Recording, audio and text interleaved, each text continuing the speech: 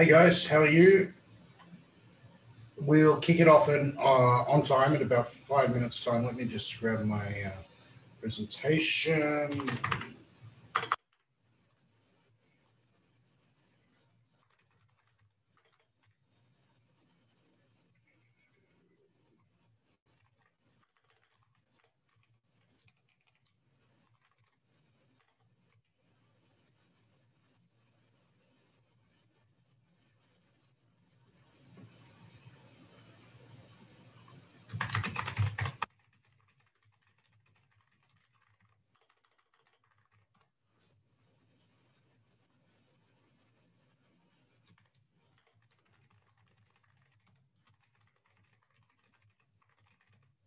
We'll start on time in 4 minutes.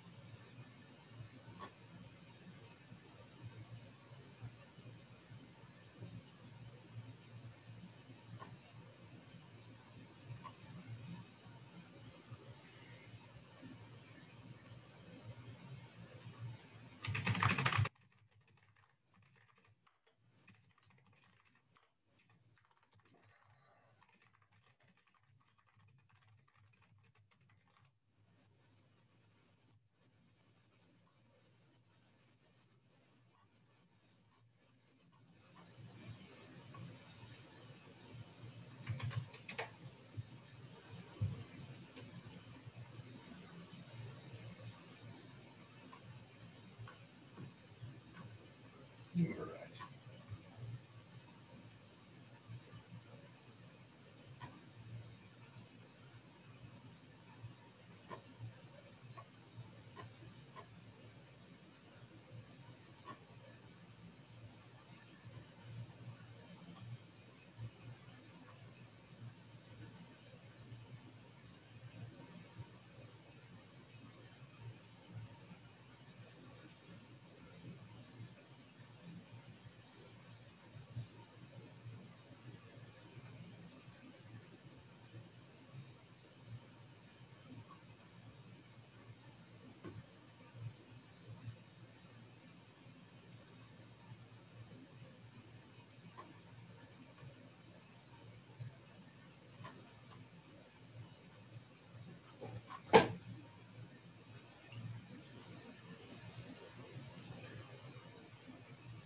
It's 6 a.m. today. I have coffee. I am excited about this webinar. We'll start on time in a little bit. Just check my messages, make sure no one's trying to get in.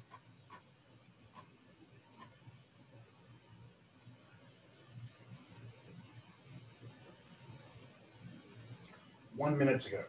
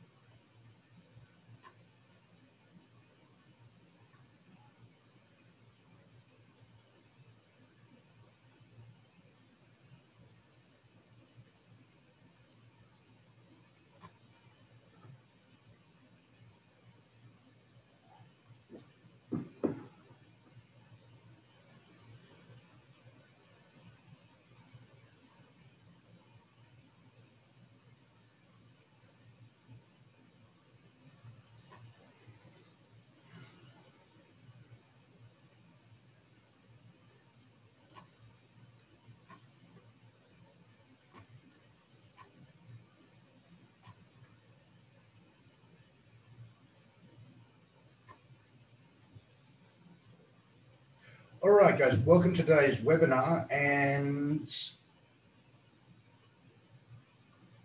Wow, there's a lot of people here. All right, guys, it's great to see you all. And let me share my screen and let's get after it. I just want to go through things really quite rapidly today. We've got a lot of information to get through, and yeah, I'm looking forward to it. All right, let me share my screen.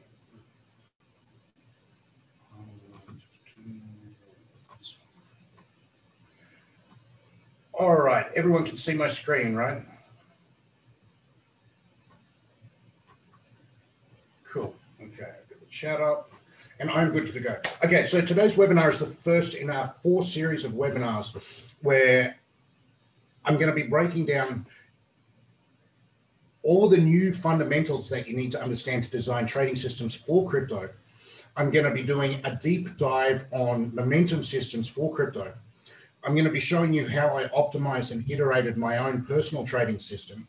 And then the last webinar, I'm going to be showing the rules for my actual trading system, what I settled on, which was really quite a conservative trading system. You could go a lot more aggressive, but I wanted something that was conservative and robust, and it's performed very, very well, amazingly well, actually. So already in 2021, I've made actual life-changing money from crypto in 2021. And so what I'd like to show you is how to make life-changing money from crypto in 2021 as well. And more than that, I'd like to show you how to cash out right at the perfect time.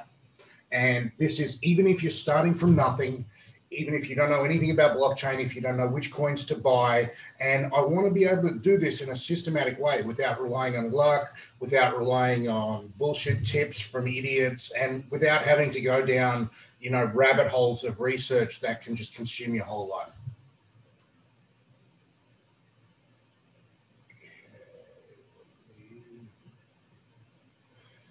So this first webinar is about the unique advantages of crypto for wealth generation. Like, why trade crypto? Why not just, you know, buy property, buy stocks, buy an ETF? And we've got to understand what makes these markets different than traditional markets if we're going to have an edge in them. So, simple question: why should you trade crypto assets? You know, why should you? You know, there's plenty of disadvantages that are obvious. You know, why not just trade stocks? And, you know, simple question deserves a simple answer. You know, stocks went up. The S&P 500 went up 527% in the last 12 years. And that's amazing. That is the best performance in a stock market in all of recorded human history. And here's a list of some of the coins that our systems owned this year. And you can see the best of them did 2,391% this year so far.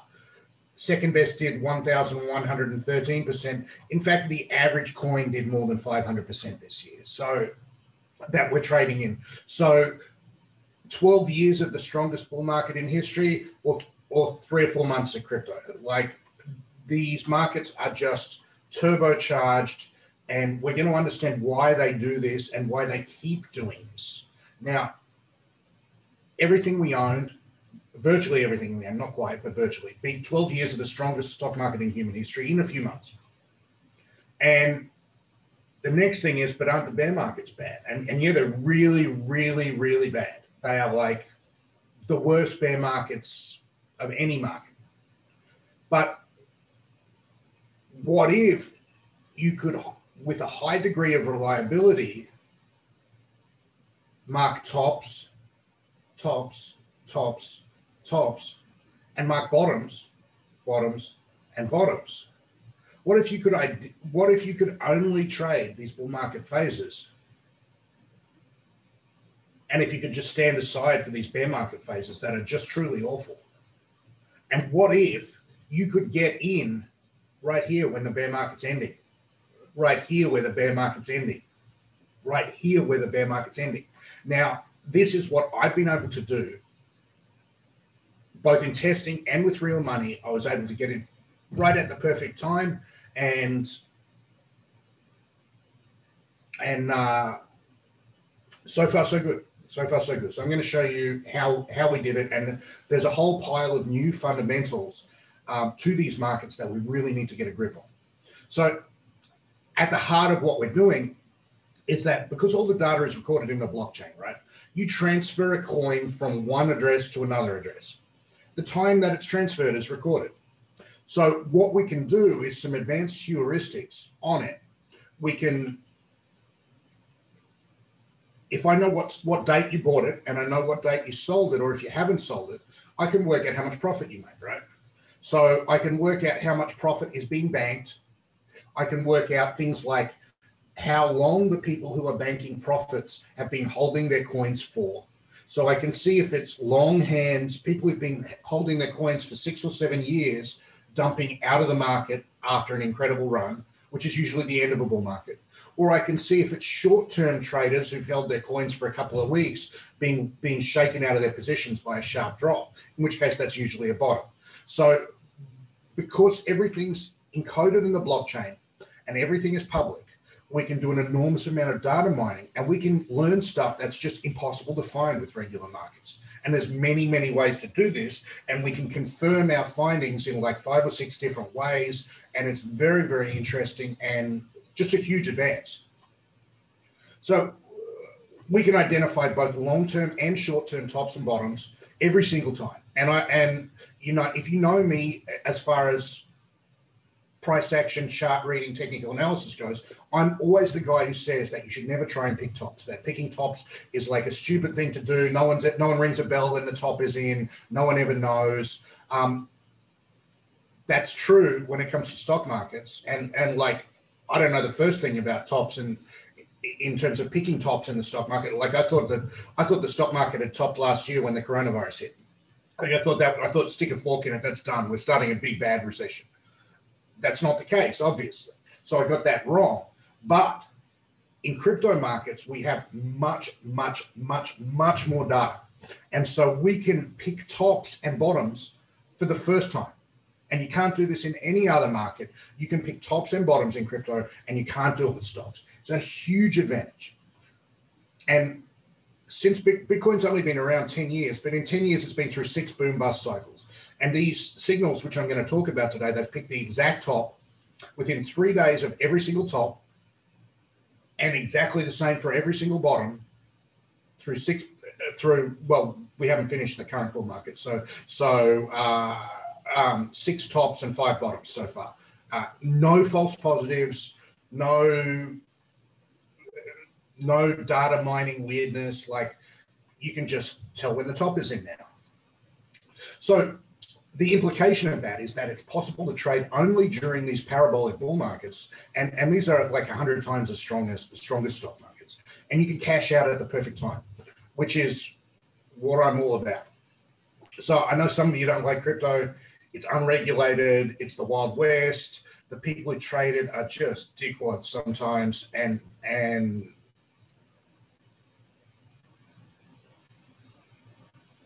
if you could avoid the bear markets and trade only the bull markets and cash out right at the peak, will that change your mind? So where are we in terms of a big picture? This is this classic thing where, you know, no one notices it till it's coming on. And we're starting to, the smart money got in here. We're well past the smart money stage. The institutional investors are coming in here, and you can see that all the time. We've got Tesla coming in, we've got Square, we've got PayPal, we've got Visa and MasterCard. Institutional investors are coming in now. So this is roughly where we are. We've had a powerful bull run. We're a little bit overdue for this bear trap. And we've got this beautiful mania phase still to go. So this mania phase should end up with virtually everyone you know talking about crypto, with people saying new paradigm, it's never going to end. And the key phrase that you should be listening to, which we haven't heard yet, is this time it's different. Every time someone says this time it's different because blah, blah, blah, you know they're full of shit, and that's the end. So where are we? We're somewhere either just before or just after this, and we've got this wonderful phase to go. And what I'd like to show you, and what I'm going to do and do alongside you, is make a shit ton of money, like millions and millions and millions of dollars, and I'm going to cash out right the fuck here. And I want you to do that with me too. And I want you to completely not even look at this for about a year and a half until it does this, and then we'll jump right back in here and play the whole game again. And what a wonderful thing if we can pull it off, right? So we are in the early stages, and I'm going to show you why we're in the early stages later on, of one of the strongest bull markets in all of history, in anything. This is something that's on a par with tulip bubble, South Sea bubble, makes the dot-com bubble look like, you know, a pathetic joke. You know, you only need one of these in a lifetime. You know, you only need one. And this thing will happen fast. I very much doubt it'll be still going beyond March next year. I think it's going to be a fast and furious hell of a ride, and it's going to make fortunes, paper fortunes, and I'd like to show you how to turn that into a real fortune. So you might think that you missed the boat, and you might think that, fuck, I can't pay 60 grand for a Bitcoin. I got to wait till it pulls back, you know, and you couldn't possibly be more wrong. And you're definitely wrong about that. And here's why. So in every single crypto bull market in history, and there's been a lot of them, there was like bull markets from like 10 cents up to 30 cents and then back down to 4 cents and you know, up to $32 and then back down to $4. There's every single time, the majority of the gains have happened in the final month, and shit gets really crazy in the final month. And this is because of the unique properties of crypto assets.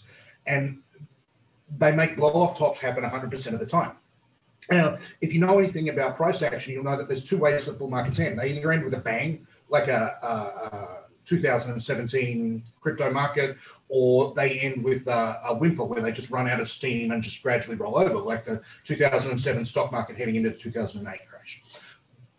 The 2007-2008 crash model does not work with crypto. It cannot happen because of the supply constraints of crypto. So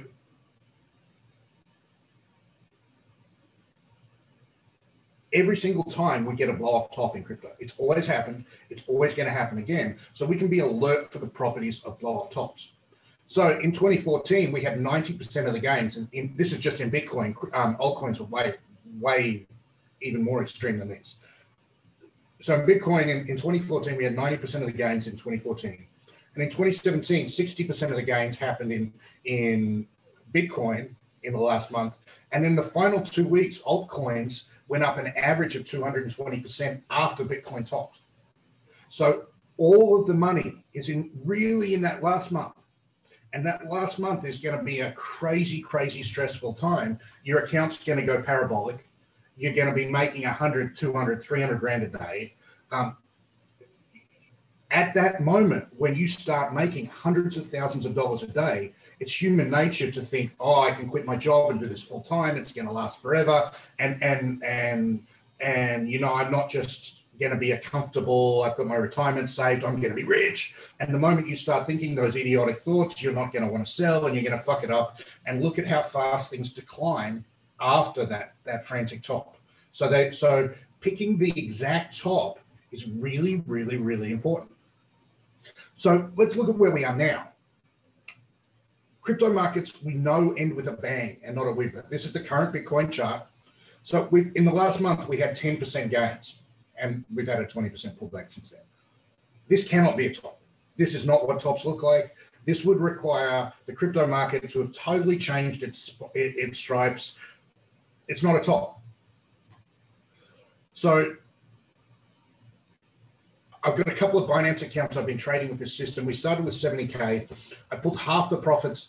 I pulled half the profits out on March 21. I posted to the list in real time. 420K in that account, 45K on that account. It's actually a pain in the ass to get money back out of crypto. It sucks. And my story is I've been a pro trader since 2007, and I've been able to grow my accounts. I've been able to pay for my living expenses. I've been able to, you know, the most money I ever pulled out on my account was to pay for my wedding about 5 years ago. And it actually hurt to do that.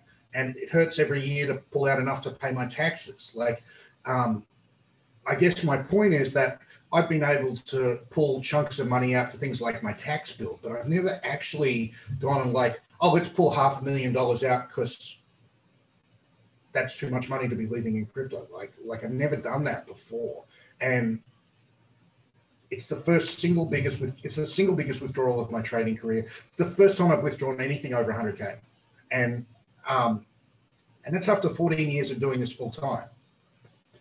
So, and I did this by following precisely and exactly the trading system I'm about to show you over the next week. If you know anything about me, you know that I'm evangelical about systematic trading. I don't trust my own opinions.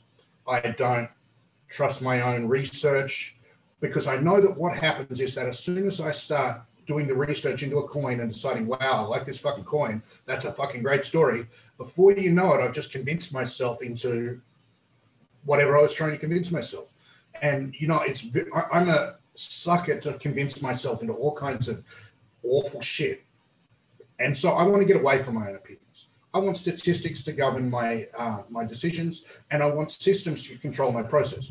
And what it does when systems are running my whole process is I don't have to think about it. I don't have to stress about it. You know, the last couple of weeks, my system has lost money, but it hasn't stressed me, because I know that if the system loses a little bit more, it's probably going to switch me back into Bitcoin and stop trading altcoins. And I'll explain all this later on. And I don't really have to worry too much about it.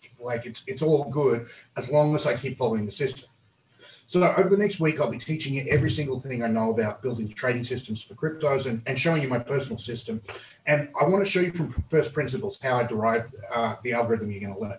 So the first thing we're going to do today is discover how crypto markets are really different from traditional markets, and how we can design systems to exploit those differences. And that's what we're doing. We're finding an edge in the marketplace, and we are exploiting it ruthlessly. So I'll be showing you the evidence of how I tested it, optimized it, and gradually got the system better. I traded it with my own money live in front of my mentorship group. Every week we have a weekly call on Saturday morning, and we go through it, and they're all recorded, and you can see what happened week by week and week by week. Yeah. My hope is that I'll convince you to abandon hope as an investment strategy. You know, to forget this idea that you just jump on Reddit or YouTube and get some coin tips. And then the most egregious and shithouse idea that's responsible for more pain than just about anything else is this idea that you should just buy your cryptos, stick them in a bag, and forget about them and hold on. And I'm going to show you why that works really great for Bitcoin, and it sucks for altcoin. And it's the critical thing that you guys are probably missing with your investment strategy. And as well as that, I'm going to show you a logical, data-driven approach to wealth generation. And I'm going to show you exactly, and I mean exactly, precisely how to tell when the shit's over. Because when it's over, it's going to fall by 80 to 90%, like it's always fallen from 80 to 90%. It does this every single time. So I'm going to show you how to cash out right at the tippy top and get back none of your profits. And more than that, you're not going to be that guy trading crypto through a brutal bear market. You know, crypto technical analysis trading works amazingly during a bull market, and then it just stops working in a bear market. Like, you can take 10 trades and get 10 losers in a bear market. So I'm going to show you how to ride the bubble right to the top, how to cash out at the perfect time, drop the mic, walk away, ride off into the sunset. No bear markets. And we're not going to rely on any unscientific bullshit prediction nonsense. We're not going to do moon cycles, Elliott waves, Fibonacci, cycle dates, none of that shit, because it doesn't fucking work. That's why we're not going to do it, because it doesn't fucking work. And one more thing, you probably think that seeing I'm semi-famous for being a price action trader and a technical analysis guy, that's what the system is built around, and no. So I actually fucked myself trading cryptos in the last bull market, relying too much on technical analysis. I was forced to confront the reality that I'd fucked it up. And there's crucial differences, and crypto markets are so fast and so different in bull and bear phases that there's a better way than relying on technical analysis. And, you know, I'm a lifelong technical analysis guy. I've sold $1 million worth of technical analysis courses. I'm famous for being a technical analysis guy. What I'm going to show you today is so much better than technical analysis for crypto that I virtually abandoned technical analysis. So here's the plan. I'll be teaching this over 4 live webinars. Webinar 1, why are crypto markets different? Webinar 2, I'm going to show you how our system, which is a momentum system, works. Webinar 3, I'm going to show you how we optimize and improve that system and made it production ready from sort of tinker toy system that I started with. And then webinar 4 is we're going to dive deep into the exact rules of my automated wealth creation engine, which is what I call it. So this is where our last sell signal happens. You go to cash right here, and this is where we rebought at Bitcoin 4,800, I think 4,890 from memory. So I believe that we can do this again and again and again. Sell out here, buy here, sell out at the eventual top, and rebuy once the bear market's over, and just avoid all of this butthurt. So we're gonna use this to avoid the 90% declines cryptos have in bear markets. And let's talk about what sort of trading approaches will work with crypto. So most trading approaches either don't translate well from traditional markets. Like, for example, mean reversion is a stupid idea in crypto markets.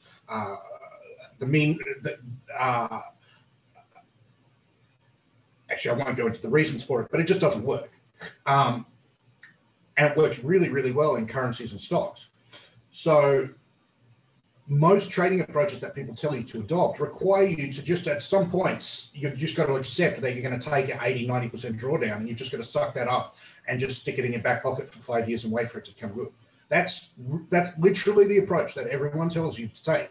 And, you know, there's no shortage of motherfuckers giving you coin tips out there. Like, you could, and you know, mine are not better than anyone else's. Like that's retarded for me to say that I know better than all these blockchain experts. That's not true. I can give you coin tips too, but they're going to be just as shit as everyone else's. And if you'll notice one thing about everyone giving you coin tips, where there's a tip, there's a tap. You know, they're only telling you when to buy. No motherfucker's telling you when to sell, because they don't know.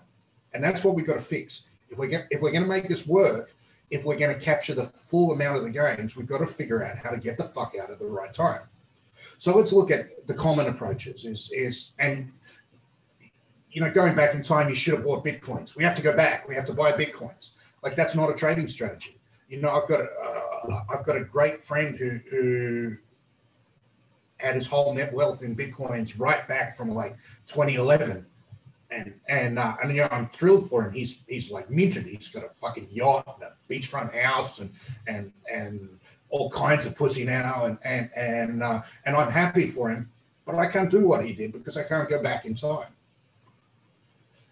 So sure, the people who bought early got rich, but we're in 2021. And the thing I'd like to point out is that just because someone's been involved in crypto for 10 years doesn't mean they have any special powers of prediction. It just means they had an interesting hobby that worked out for them. That's great. Like, I'm happy for them. They're probably pretty smart, full credit to them, but it's just not relevant to predicting the next bull market. So if you see someone making a prediction about the price of any crypto in 2021, the first thing that you have to ask is, what's your track record of prediction success? And the first obvious question is, did you predict the 2018 bear market in advance? And did you predict the end of that bear market correctly? And not just like not just like buy Bitcoin, buy Bitcoin, buy Bitcoin, and the stop clock is right twice a day. Like, none of the people making predictions are any fucking good at it. And so I've got this hedge fund trader, friend of our group called Laurent Benu, famous guy. And his famous quote is, unless you predicted the bear, why in fuck would you think you're qualified to predict the bull? And let's look at a few of the more idiotic prediction monkeys. John McAfee, the antivirus guy, he's predicting 1 million Bitcoin by the end of 2020.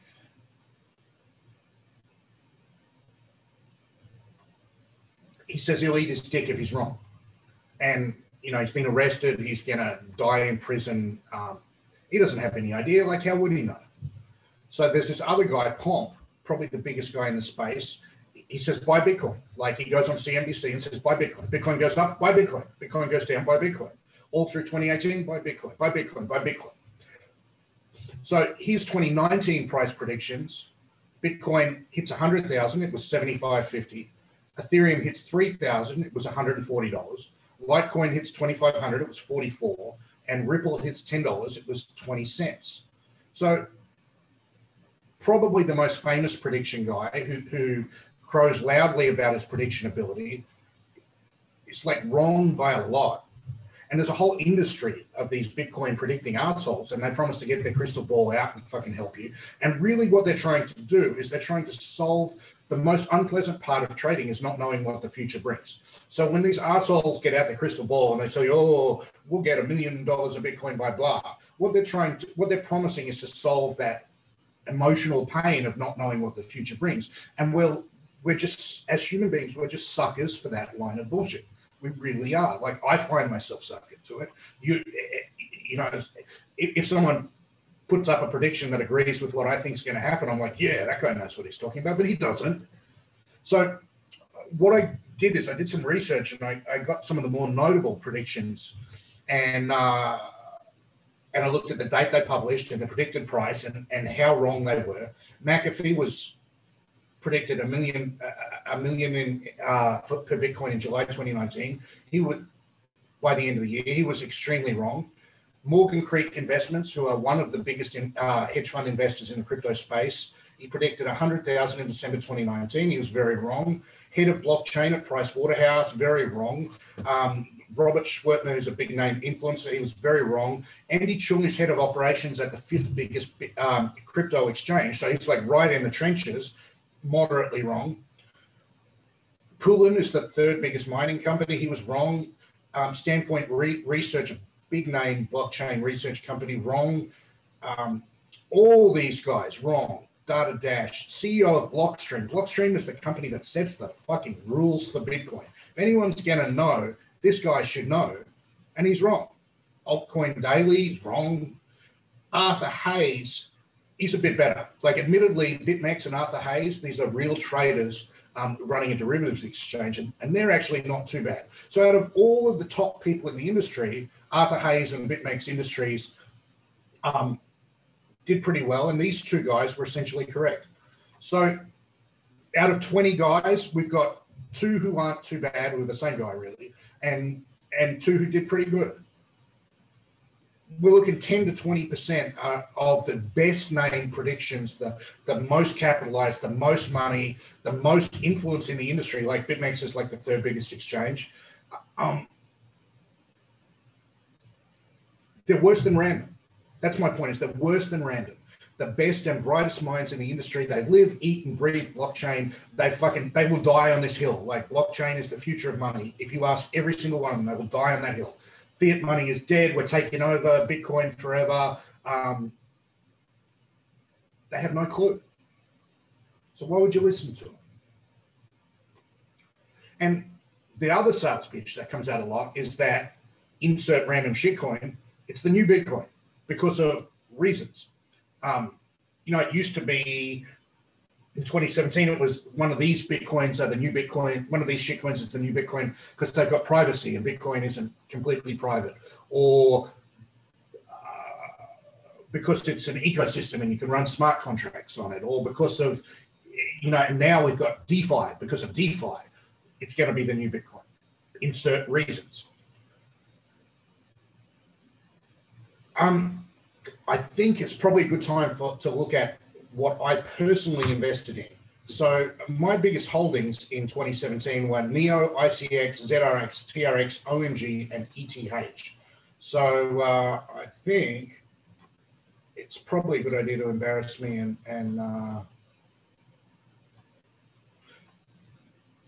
let's see how those things went.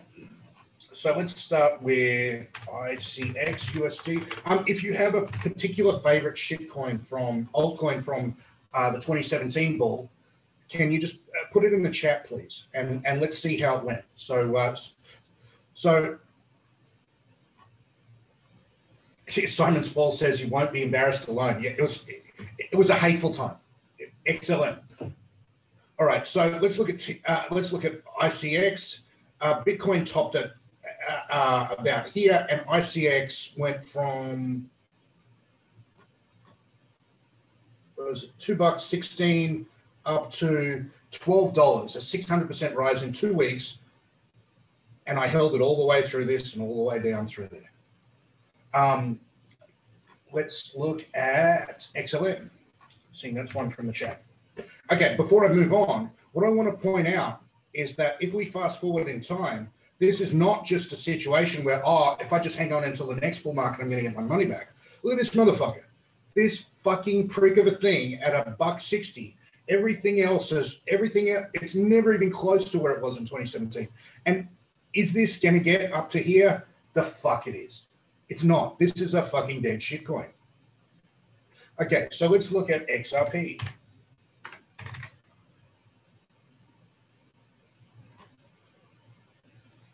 So XRP went parabolic again in those final month, because this always goes parabolic in the final 2 weeks.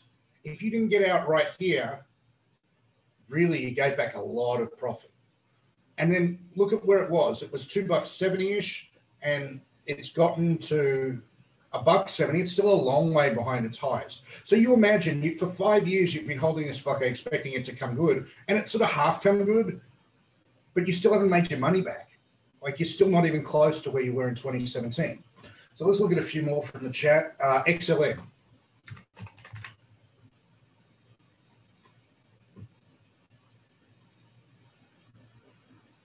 Same deal. Went from 10 cents up to 90 cents in the last 2 weeks. Always happens in the last 2 weeks. Shat itself, a long, slow, painful decline. And yeah, it's gone up. It's gone from 8 cents to 64 cents. That's an amazing return. You're still below where you were in 2017. And let's look at Litecoin.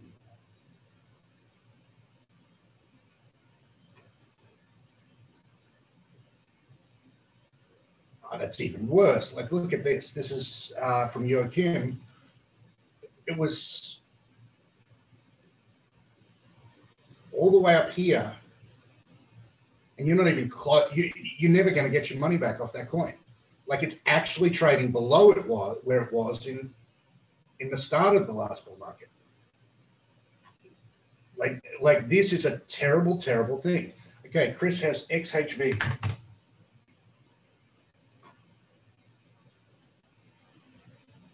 Well, was SHV around in that last bull market?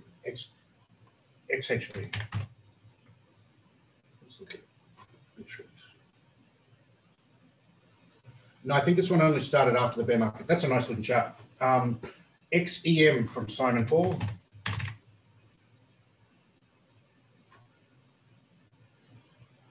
Okay, so this is a rare one that's actually beat its old highs. Good for it.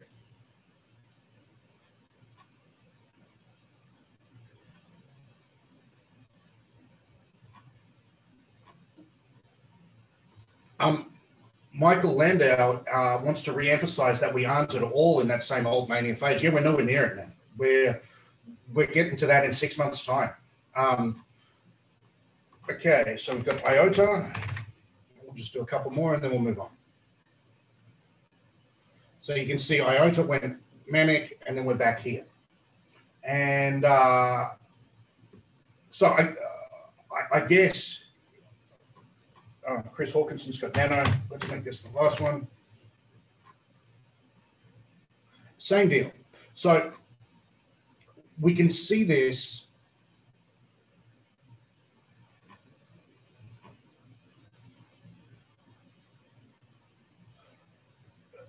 We can see this is happening again and again and again.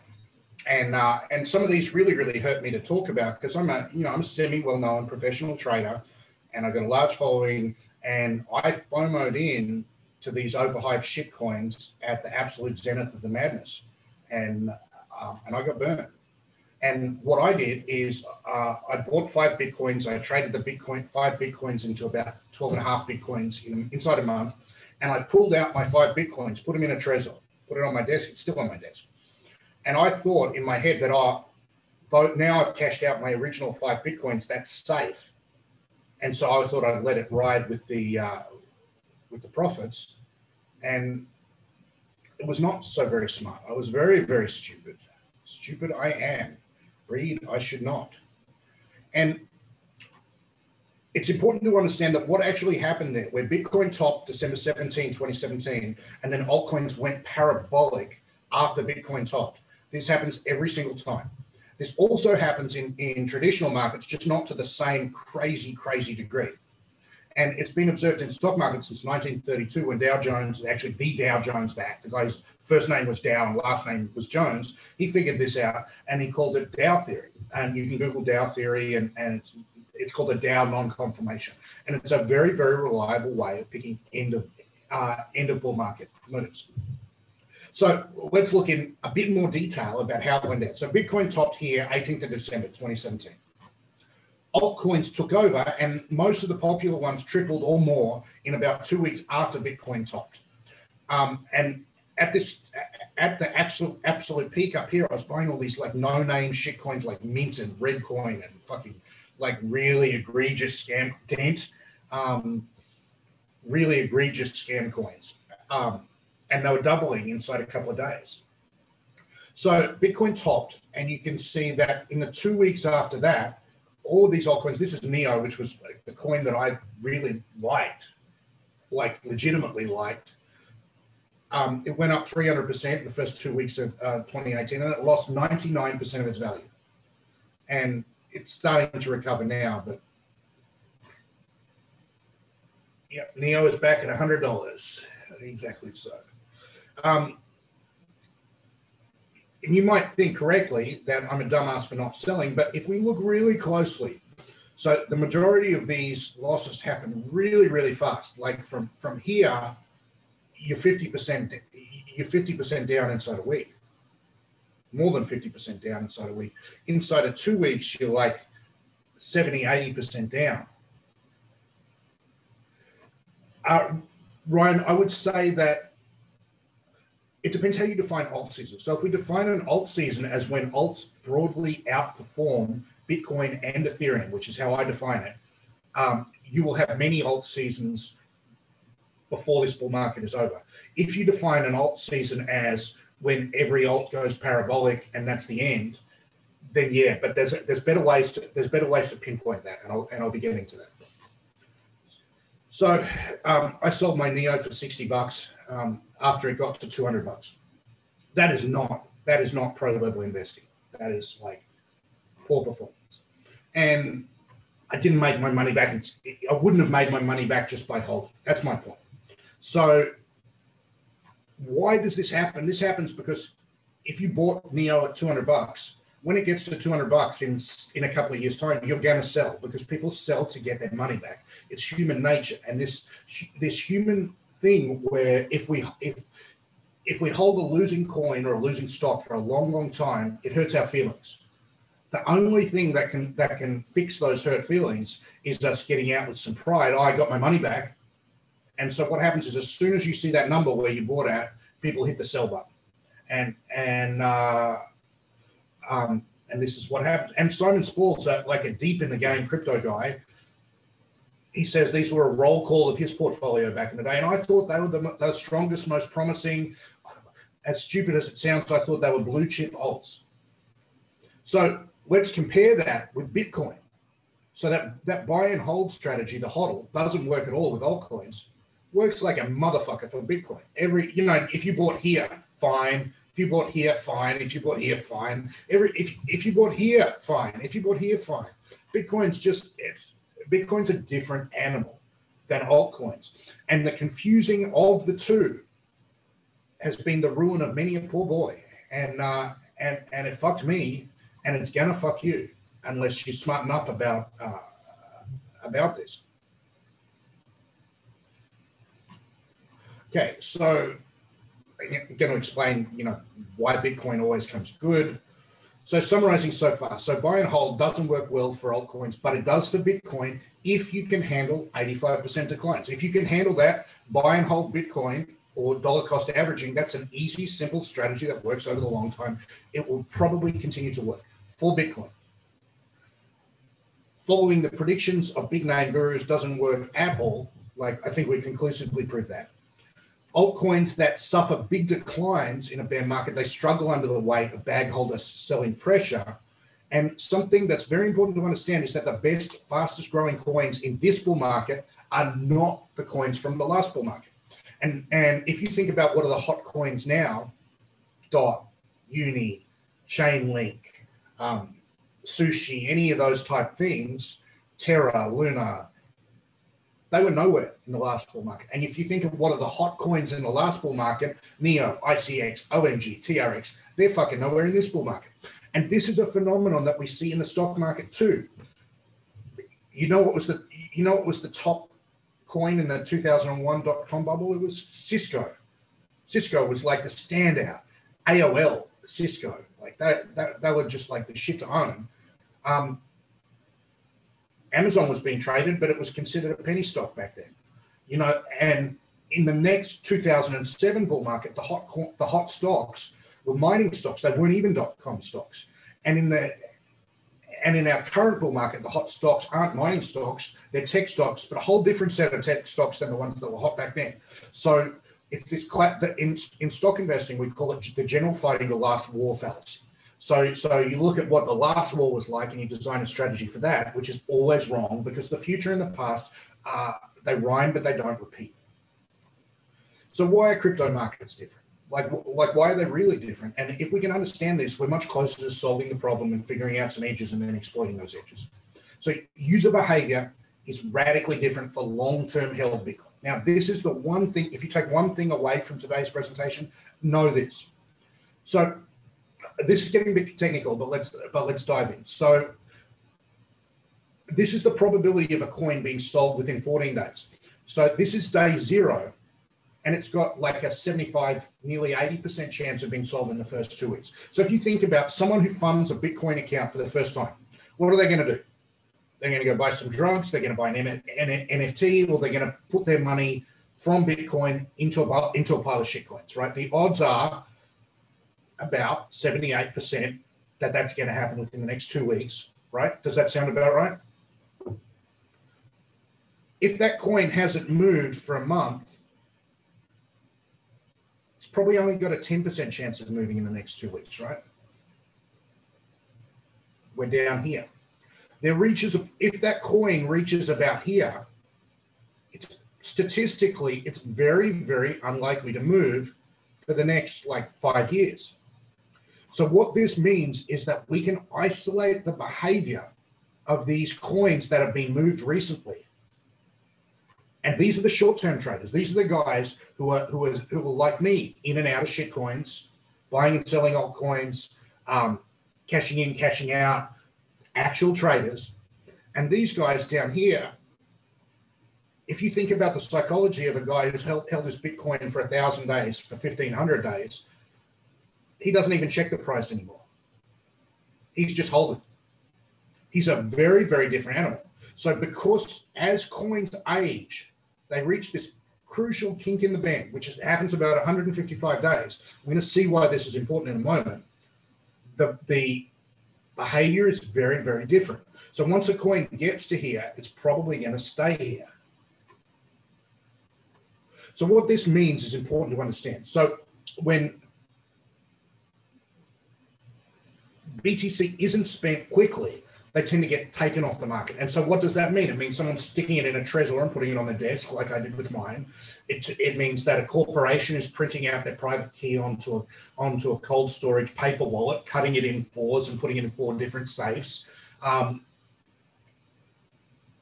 It means that the money is not sitting on exchange, and it's like it's in someone's drawer, it's in someone's safe, it's like locked away off the market. So what does that mean? It means that it's generally, if someone wants to sell those coins, it's a pain in the ass for them. So they don't do it unless they're really sure. So this friction to actually selling. So if you think about what happens if you're a long-term guy who's held Bitcoin since 2011, you have to get your coins off your Trezor, you have to transfer them into an exchange, you have to sell at the exchange, which can be kind of stressful. You have to switch from tethers back to real money. You have to order a wire transfer from the exchange, and in busy times they get busy and they delay it. And it's generally a stressful and annoying and uncomfortable process. And it means that long-term sellers are not shaken out by little wiggles in price. So if you think about what the effect of that is, it's that in Bitcoin, we have a large percentage of people, actually 78% of the current long-term supply, of the current supply is long-term traders. So 78% of guys barely even check the price, won't sell no matter if Bitcoin dropped 30% tomorrow, they wouldn't sell. If you have a stock and it drops 30% tomorrow, half of the whole supply is going to sell. This is not the case with Bitcoin. 78% of the guys do not even check. And this is the big difference between crypto and other markets, is the friction. So what does that friction do? If you're not going to sell if the price drops, you're not a seller. So less selling and more buying means that the price is almost guaranteed at some point to go parabolic. It's not the same as the stock market. And this is the key difference that you have to understand. So long-term holders really don't want to do it until they're really and truly ready to sell. And it's exacerbated by this effect. Like if you sold your big stash of Bitcoins because they went up to $1,000 in 2014, you would have felt pretty clever for about a minute and then felt pretty stupid later on. And so Bitcoin users have been trained like dogs to know, oh, fuck, if I sell that one day, I'm going to regret it. I'm going to fucking regret selling my Bitcoins for 60. How stupid does it sound? If you sold your Bitcoins today, who thinks they'd regret selling their Bitcoins for $60,000 a Bitcoin? I think you probably, like in the chat, if you think, I think if I sold my Bitcoins for $60,000 each, I'd really, really regret that in the future. And everyone else feels that way. And because of that, I don't want to sell my Bitcoins. I don't. That's the way people think, because history's proven that shit's probably going to go crazy at some point. It's designed to go crazy. So long-term BTC holders are strong hands. We call that strong hands. So you want to, so because of the blockchain, we can pull out the data for weak hands and we can pull out the data for strong hands, and we can analyze them differently. Now, what do you think is going to happen when the strong hands, the guys who've held Bitcoin since $10, finally start selling? That's the end, right? That's the end. So a market is made up of two sides. There's buyers and sellers. I think that's fairly basic.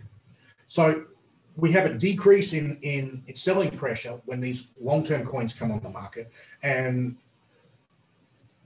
let's look at the supply side. So for a start, this is pretty basic, but there's only 21 million Bitcoins which will ever be made. They're released on the market in a programmatical formula, and the amount that of Bitcoins that get released gets halved every few years, every 600. I think it's 630,000 blocks or something. The miners, they get Bitcoin as a reward for keeping the network up and running, and it's a beautiful, elegant situation. And the miners are the biggest amount of selling pressure in the market. And why are they the biggest selling pressure in the market? Electricity is expensive. They spend $1 million on electricity. They get X amount of Bitcoins. And they need to sell it to pay for their electricity bills. They need to keep the lights on. So miners consistently are the biggest selling pressure in the market. So we can get crucial clues about what's going on by looking at what the miners are doing, because all their addresses are public, because it's all on the blockchain. So we can figure out what the miners are. The second biggest group of whales in the market, we can work out what those motherfuckers are doing, and we can work out how that's going to influence the price. So mining is, in effect, converting electricity into Bitcoin. And this is a key difference between crypto and traditional markets. So this is very, very important to understand. So this blue dotted line is a line of how many Bitcoins are coming onto the market from miners. And you can see initially it was really easy to mine Bitcoins. You could turn on your Pentium 1 and mine 100 Bitcoins in a couple of days.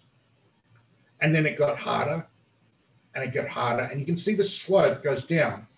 And what happens is if we superimpose the actual price over the Bitcoin supply that comes onto the market, this is called the stock to flow model. If you Google stock to flow model, this has tracked the Bitcoin price throughout its history, like right from the start, very, very closely.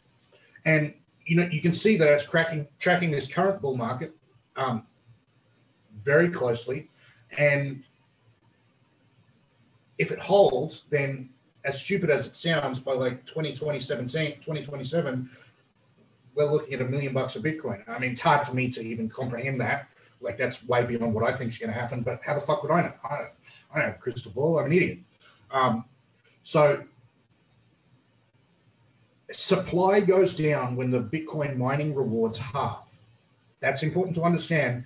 So the amount of Bitcoins coming onto the market is always decreasing and decreasing and decreasing and decreasing. This controlled supply, this is the key to understanding Bitcoin's long-term perpetual rise. And so if this holds, and I'm not saying it will, it's just one model that's widely used. This is actually a valuation model from the gold world.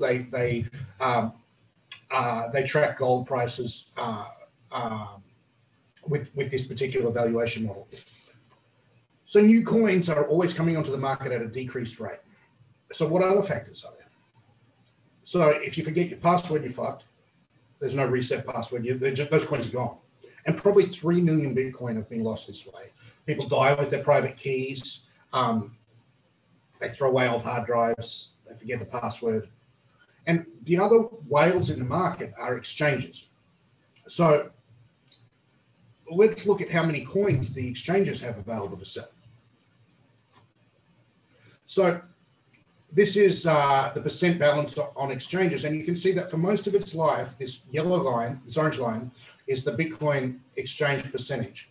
You can see right at this market low, the exchanges started selling, running low on Bitcoins. And we have a supply shock.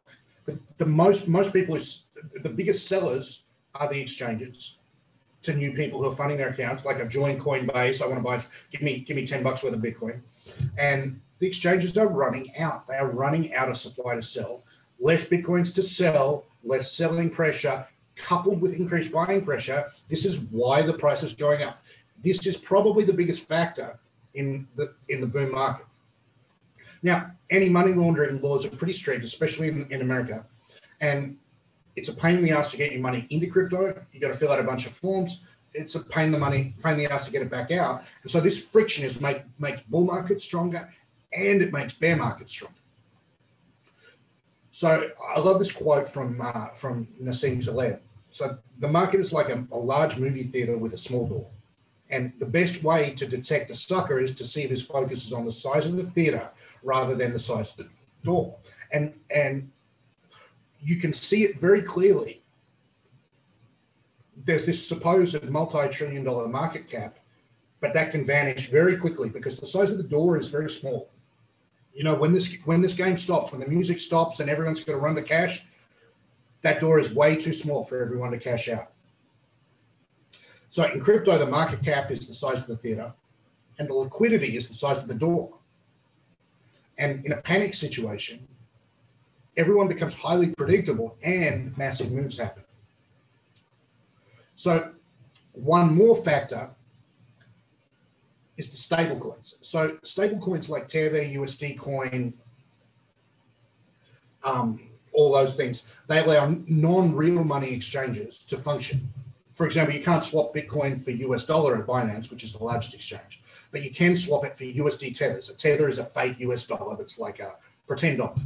And so this is an abstraction that people think about. I have a question from Stu. Isn't declining supply on exchanges a result of increased demand, not a cause? It's both. It is both. It's a positive feedback loop. So in effect, tethers get printed out of thin air, just like the Federal Reserve prints US dollars, which is kind of ironic considering the whole reason for Bitcoin existing is because you can't print more of them, but you can print tethers. And the same way that money printing makes stock markets go up, we've seen that indisputably, tether printing makes crypto markets go up. And so this is what's called the stable coin supply ratio. So it's a ratio of the amount of tether printing, effectively tether printing, other stable coins as well. And we can see three distinct modes. Lower values means more stable coin printing. And you can see that while there wasn't as much stable coin printing, this bear market just ran rampant. In this transitional market, we had slow stable coin growth. And then you can see when the exchanges finally got the shits with the bear market and started printing tethers, that's what really kicked it off. So are crypto markets manipulated? Oh, yeah, they are. Oh, fuck yeah, they are. Is that wrong or right? Who gives a fuck? But what's important to know is that it's totally legal to trade alongside the guys doing the manipulation. And that's what I want to do.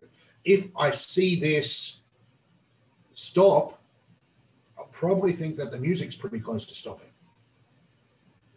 So let's look at this again. A lower ratio means more tethers printed. And you can see that exact moment they started kicking this into overdrive right here was when the market actually kicked into overdrive too. So to summarize so far, we've got friction getting money in and out. We've got exchanges and whales dominating the market. We've got stablecoin printing being completely unregulated manipulation. And the long-term holder behavior is very, very different. So we've got a supply shock and a demand shock together, like smashing. And where's the demand shock? The demand shock comes from our three groups of traders. We've got retail, we've got corporations, and we've got Wall Street. So let's look at them in detail. So this yellow line, this orange line, is the number of addresses with a non-zero balance. So this is money. This is addresses that have actually got money. So you can see that aside from the little wiggle here, which marked the end of the last one, we haven't got that here. And we've got demand very, very strong. Money keeps piling in. New money is coming in at an increased rate. And this fits with what we all know. I think everyone here has got friends who are funding their first Bitcoin accounts right now, or they've done it themselves. So like it's pretty fucking obvious that people are piling money into crypto. And let's zoom in a little bit. And you can see, even as the price went down quite dramatically the last couple of weeks, oh, fuck. Money still, even as the price dropped, money keeps flowing in. And I think this is really, really important. So we've got the institutional money that's piling in as well. We've got BlackRock, MicroStrategy, Tesla's got a couple of $1 billion worth of Bitcoins. PayPal's in the game. Visa's made announcements that you can settle in crypto.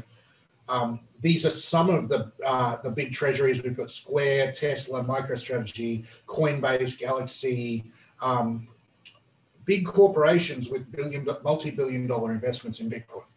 So this is one sort of a demand shock. Bitcoin is finally legitimate enough that a big company can hold it on its balance sheet. Now, the final factor is the Wall Street pigs finally getting their noses in the trough. So we've got, amongst other things, there's a lot of it, but the biggest one is the Grayscale Etf. So this year alone, this is the growth in the Grayscale Etf. They've bought 650,000 Bitcoins this year alone. So there's only 21 million Bitcoins. These motherfuckers bought 650,000 of them this year. So everyone else who wants a Bitcoin, including all those new retail guys, they have to compete with this diminished supply. So we've got diminished supply on exchanges. We've got increased demand from retail. We've got Tesla stacking up their treasuries with Bitcoins that they say they're never going to sell. And we've got these Wall Street motherfuckers taking 650,000 coins off the market. All of those things together say decreased supply, increased demand. The fuck do you think is going to happen? Exactly what is happening. So, who came here today thinking that there was no fundamentals to crypto, that it was all just like, yeah, it works, but it's like an abstraction. It's just like,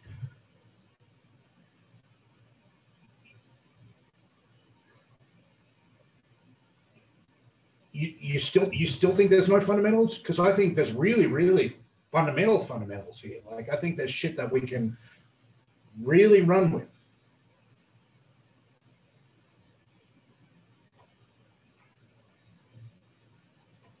All right, so let's divide our supply into three buckets.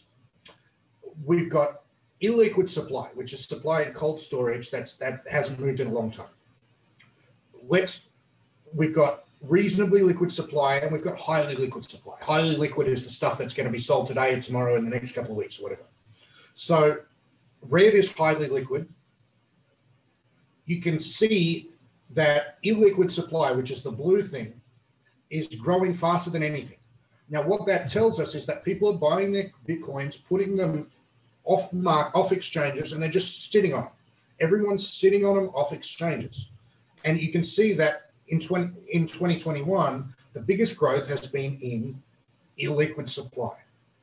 So not only is there demand coming onto the market, but people are taking their coins off the market and saying, this is a lifetime asset, this is a legacy asset, I'm never going to sell it, I'm just putting it in the back pocket. Now I've got 2% of my wealth in Bitcoins, and fuck it, I'm good. You know, if Bitcoin goes to $1 trillion, I'll get part of that, right? Yes, it is. Coins greater than 155 days, actually, cool. So 78% of the available supply is now liquid. 78%. So if you want to buy a Bitcoin, you have to compete with everyone else who's coming onto the market, hearing about Bitcoin, wanting to buy their first Bitcoins. You have to compete with those guys. So the implications are important. Illiquid coins never get stop losses triggered because they're not on the market. A 50% single day drop doesn't shake those guys out of the market. They just wait for it to come good. And the corollary is true too. In regular stock markets, a stock goes up 20% in a day, everyone starts selling. This is not true with crypto because they can't sell because they're illiquid supply. They don't sell just because they've made 20%, and making 20% isn't that interesting to them because they've got this track history of making thousands of percent. So it really takes something extraordinary for people to start selling crypto once it's illiquid. And so because of that, it becomes very, very obvious when it starts to happen. And it becomes very, very obvious when it's time to sell, because all of those illiquid coins, all of those strongholders, when they sell, you want to sell too, period. So when this illiquid supply actually sells, that's when it's over. You know, this shit is sex with a gorilla, man. You know, sex with a gorilla, it's not over because you said it's over. It's over when the fucking gorilla says it's over. And you know, thanks to these new fundamentals, we can really monitor that. So I hope I've changed your mind about that. And I want you to understand that this bull market isn't random. It's not lucky. Well, it is manipulated, but it's kicked off by the intersection of decreasing supply and increasing demand, which we covered today. The rising prices attract new buyers. The new buyers cause the price to rise faster. They tell their buddies about how much money they've made, and they also buy, which increases demand. People start making money, so they become less likely to sell because they love their fucking crypto. I can't sell my crypto, sell my car before I sell my crypto. You know, and it becomes this vicious positive feedback loop where gains beget more buyers, which cause more gains, which cause the shit to eventually go vertical, and then it's going to be over. It's a vicious positive feedback loop, which can only end one way. And how's it going to end? It's going to end in a stunningly powerful blow-off-top climax for the record books. What do we know about Bitcoin? We know that in the 6 bull markets in its lifetime, every single one of them's ended in a blow-off top. We also know that every single blow-off top has been more powerful and a greater monetary value than the previous top by an order of magnitude. We know this. And we know this for the reasons that keep coming up again. Supply keeps reducing, the miners get less and less and less, and so there's more and more demand. So what can we expect? We can expect a parabolic top like this last one in 2017, this last one in 2014, this last one in 2012, somewhere around here. Somewhere, worst case scenario, 200K, probably median 300K, best case 400K-ish. Like, those are some pretty crazy numbers. This is from a blockchain scientist called Willy Woo, who's probably the best blockchain analyst guy. I'd encourage you to follow him. This is called his top cap model, by the way. So if this top cap model holds, and I'm not saying it will, but I think it seems like it's on track, we're holding for between 200 to 400 Ks in early 2022. And I would be very surprised if it made it to the end of 22. So my plan, I'm going to ride this fucker all the way to the beach, and I'm going to jump out somewhere around there and buckle up, guys. We're going to make some serious fucking money this year. And this will require a little bit of work, but the last month is going to be crazy. And you've got to listen to me when we finally see the signs that this shit is over. You've got to run at that point. You can't fuck around and give it another week. You just got to swallow your nose. So the next webinar, we're going to start working on our momentum trading system from first principles. And I want you to have a really, really deep understanding of momentum, how it works, why the edge is real. I'm going to show you a lot of data, and we're going to get super technical. So the next webinar is going to be later on this week. I haven't set the time yet, but if you're on my email list, which all of you are, I'll be sending out information, and I'll see you at the next webinar. Any questions?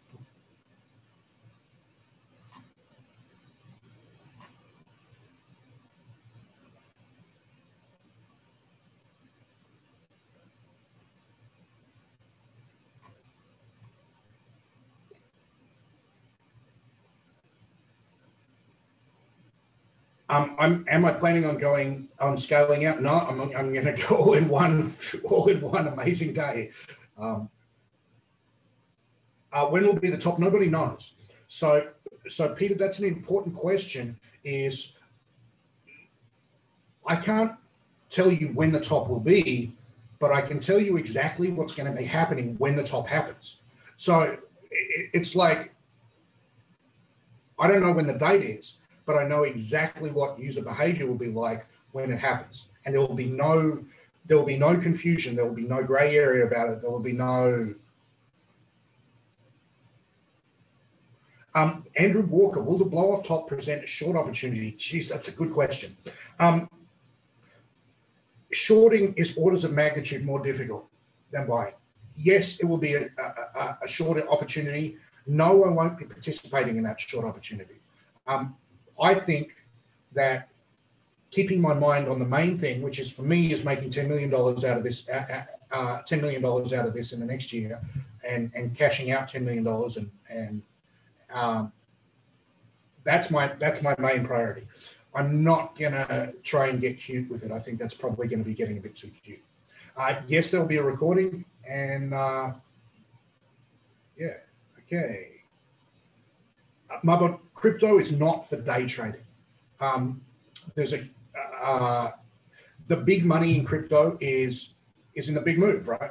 Like the big money isn't in writing Bitcoin from 55 to 58 or writing some altcoin for a day. The big money is in the whole bull market. Like what I've done is turn 70 grand into $1 million in a couple of months.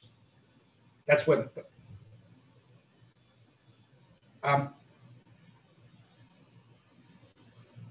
Chris, this is a good question. Do you think it's possible there will not be a blow-off top because institutions won't ever sell?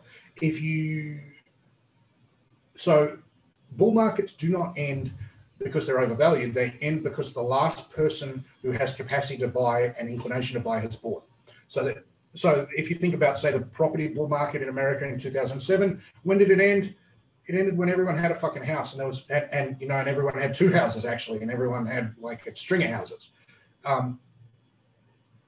When did the 2017 altcoin bubble end? When everyone was balls in altcoins, and there was no more. They had no more money to buy any extra altcoins because they already had bags. Their bags were full. So what we're looking for is signs that everyone's bags are full and they're fully invested.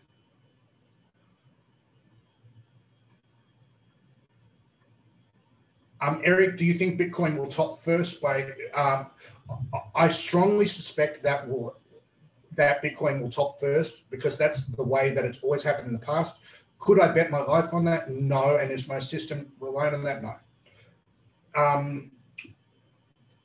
Ryan, if you go to woobull.com, you'll see all of Willie's analysis there. It's very good stuff. Stu to panelists, what will be the market effects if lots of people understand these indicators? That's something that's a really interesting question. It came up yesterday. What I've experienced in mania phase is that I really believed that, fuck, this time it was different. Like, wow, this is a new paradigm. Like fuck, this blockchain shit's here to stay. And this time it's different because reasons. And I think it's human nature to get a mass delusion that you're not going to notice. Most people aren't going to notice at the exact top. And even if they do notice, they're going to convince themselves that, oh, fuck it. You got to remember at that stage, you're going to be making 30 or 40% per day. And you're not going to want to sell. So I don't think the effect will be too big. Maybe I'm wrong about that. Wayne, no, I'm not primarily focusing on BTC. So we're going to get to that in the next webinar. There are times when it's best there are times when it's best to hold altcoins, but those times are very, very small. Most of the life of any crypto bull market, you're better off either holding Bitcoin or Ethereum. How much will I be staking to grow into 10 million? What do I have? I have 5 plus 9.54 Bitcoins, and I started with 70 with the altcoin system, which is now $1 million.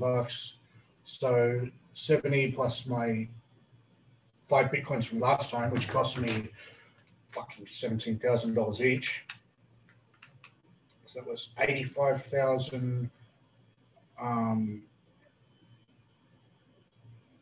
my 9.54 Bitcoins were from like way back in the day. They were like, they're only $1,000 each.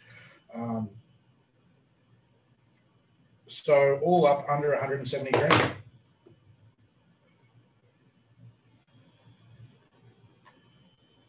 Michael Lando says that Willie's opinion about that question is that leverage is so much higher this time that it negates out the stronger hands. And so probably the same 85% drop this time. Mark, this is about 170K to 10 million. That's my plan. I haven't done it yet. Like, fuck. So it's all bullshit until it actually happens. Richard, we're going to get into this the next webinar, but I'm going to show you a type of system. Stop losses are totally inappropriate to use with crypto because you get flash crashes. Like Ethereum crashed one day in the last bull market from $300 down to 10 cents in 5 seconds. So you cannot leave stop losses resting in the market. So I've got a type of system which doesn't use stop losses, but still gets you out if shit goes bad. And it's really, really interesting. And that's what we're going to start on next time. George, do you see any difficulty turning profit into cash and then being able to access that cash at the end of this? Oh, yeah, I do. Oh, yeah, I do. Yes, I definitely do. Is it Willie Woo that you said was a good analyst? Yes, my favorite analysts in this space, blockchain space by fair margins are a guy called Hans Hodl and Willie Woo. Stupid names, but smart guys. Chris, the ETH network upgrades, that's fundamental stuff. That's I'm not an expert, and I can't pretend to be. So what kicks off alt seasons is typically Ethereum short-term traders feeling wealthy. So they've got some profits, and they put those profits, they spread it around in shitcoins, and they fill their bags. Jack, do you have any suggestion on how much is the minimum amount to start with? There's no minimum. It's crypto. You can start with $100.